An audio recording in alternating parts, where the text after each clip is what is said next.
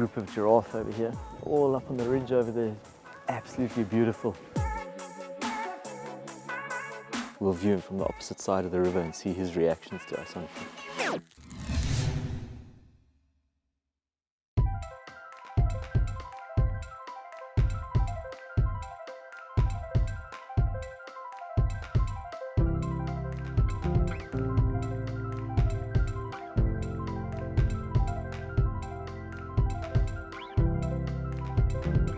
Morning everyone, welcome back to Shamwari TV. My name's Andrew. I'm heading out on a day walk today. I want to cover some distance. I always believe that one of the best ways to experience nature and learn and see stuff is on foot.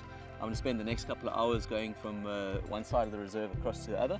A lot of the time we get asked, what do we take out with us, or why do we have backpacks with us? I am going out for a good couple of hours, so there's a couple of things I need with me this morning. I have a hat, I have a handheld radio, suntan cream, notebook. I have a first aid kit. When you're out and about by yourself, you need to be able to look after yourself. I have some water with me, breakfast of champions, some fruit.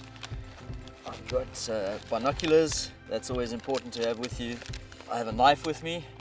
Good old trusty Leatherman can do anything, any situation you get into, you can always use a Leatherman, which is great. And a cell phone, just in case I need to call anyone. That's about it.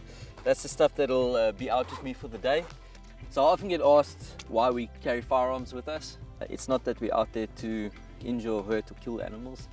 We have to have firearms with us. It's part of the requirements. 30 years of the existence of Shamwari, we haven't had to shoot an animal.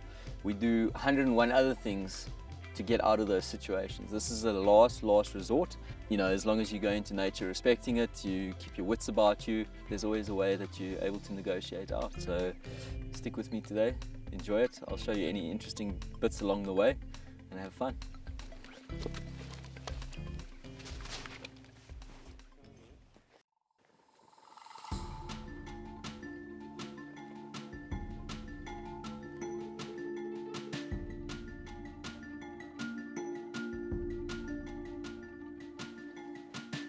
So a very important part of being a field guide is the ability to tell direction. You can't say it's on my right hand side or my left hand side.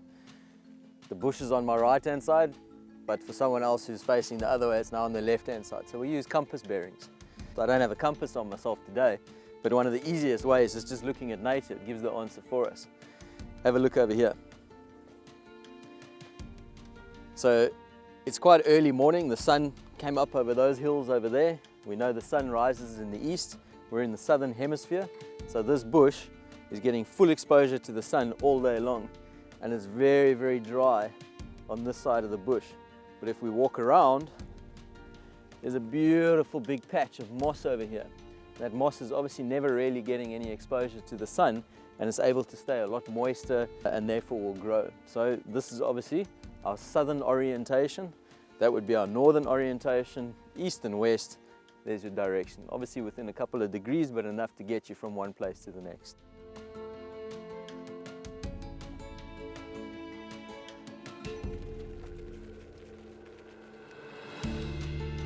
So as we've come out onto this wide open plain over here, there's a massive amount of general game over here. There's zebras over there, there's impala, there's springbok over there, there's a warthog. Took one look at us and went the other way. It's quite interesting that animals have quite interesting viewpoints of us on foot. Animals are very in tune to body language, and they have comfort zones around them, just as we have comfort zones around us. But very often what happens is, depending on how you approach an animal or an area, how you move through the area will dictate how relaxed the animals will be. Very often if you ignore the animals and you don't look at them, you concentrate on other stuff, you do zigzag type movements and patterns, and you don't walk directly at animals, within a short while they've completely calmed down, relaxed, and just kind of forget about that you're there. They will then adapt their comfort zones and spatial awareness around them to include you. And very often, as long as you're not a threat to them and your body language doesn't show that you're a predator or a threat or anything like that, you're able to get very close to animals.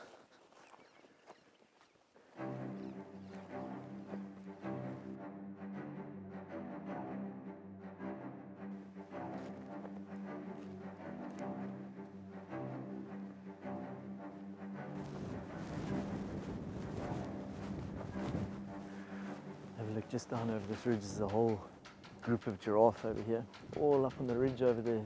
Absolutely beautiful.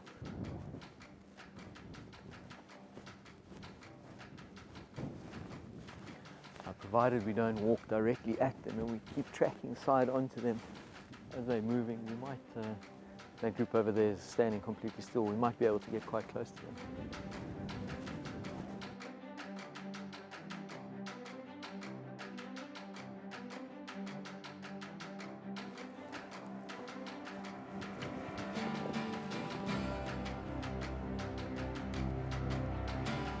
We're obviously at about 60-70 meters here, but the fact that I'm just sitting and not doing anything threatening to them, they're just quite happy to watch us.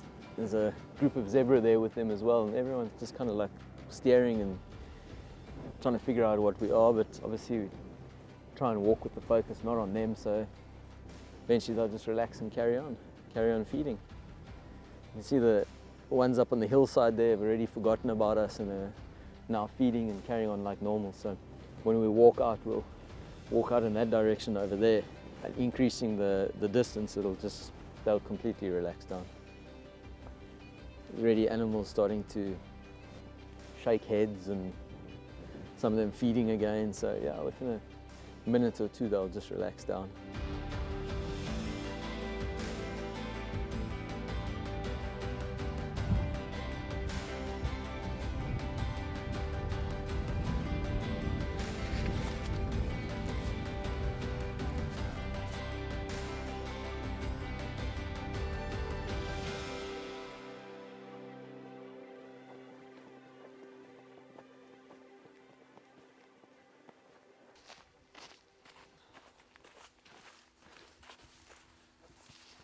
There's something that's quite cool.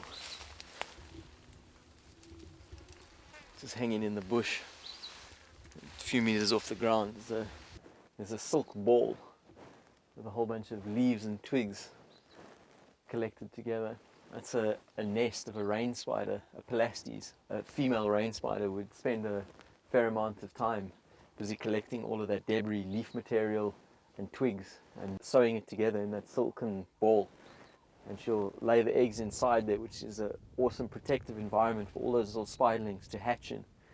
They'll then live inside that protective environment for the first few days. They'll ecdyse, they'll grow, they'll molt their exoskeleton, and from there they'll then disperse out. Pelastes or rain spider species in South Africa, some of them can get quite big, and they are notorious for making their way into houses and tents and giving you a nasty surprise when you least expect it. They're quite voracious predators, and they'll be able to hunt things like geckos and lizards and other insects, grasshoppers, locusts, that type of thing.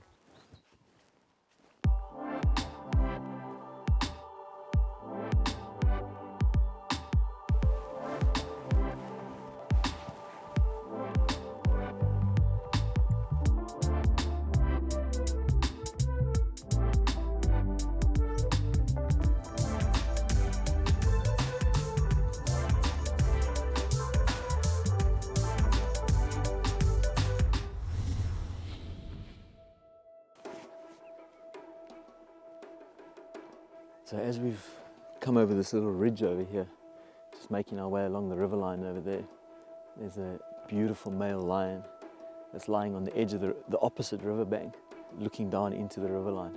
There's a couple of other animal species around here. There's impala over there, springbuck up this side over here. There's a lot of tracks that we saw earlier of the rest of the pride, but I don't think they're around here. So I think this is actually going to make quite a nice approach. We'll use the bush cover. We're just going to move a little bit closer, and we'll view him from the opposite side of the river and see his reactions to us on foot.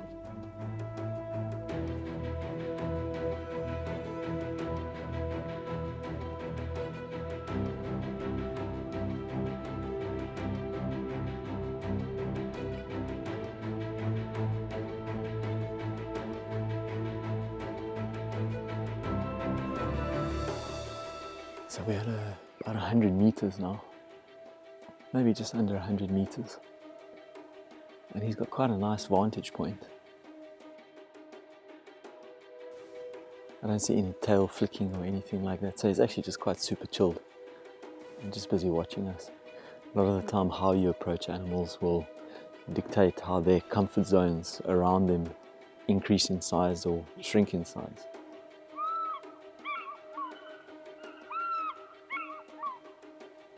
Also just listening out for other noises around me. Often if you walk directly at an animal, they perceive that to be quite a direct threat towards them. If you meander slowly or even sometimes do like zigzag type stuff or spend time looking at a bush or something like that on the way to the animal, very often takes the focus off of them and they'll relax down quite nicely like this guy.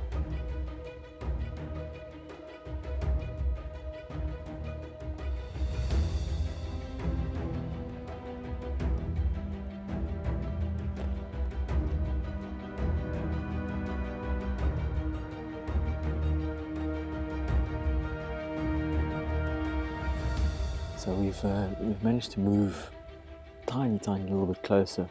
We're down to about 60 meters, which is I think as close as we're going to be able to get in this riverine bush. So I'm not going to overstay my welcome, but it is awesome to spend any time with lions on foot. They're the king of the jungle and an apex predator for a reason. So beautiful sighting of that big male lion, king of the jungle. Hello everyone, my name's Andrew Kearney. I'm the Ranger Manager at Shamwari Private Game Reserve. I just want to take a moment to say thank you very much for all the support and feedback that we've been getting on our brand new channel, Shamwari TV. If you haven't followed us yet, hit that subscribe button, give us a thumbs up, and hit that notification bell. Stay tuned for our next episode, and I'll see you right here at Shamwari Private Game Reserve.